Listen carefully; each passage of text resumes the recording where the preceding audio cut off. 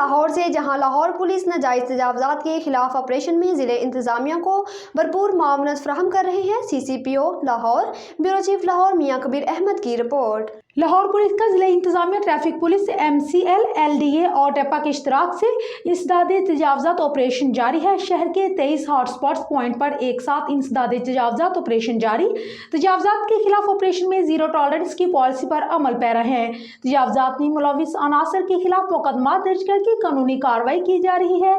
इंसदादे तजावजात operation के दौरान मुलविस अफराद के खिलाफ बिला इम्तियाज कार्रवाई अमल में लाई जा रही है। इंसदादे तजावजात ऑपरेशन में रुकावट डालने और सरकारी प्रॉपर्टीज पर नाजायज काबिज अफराद की गिरफ्तारी भी अमल में लाई जा रही है।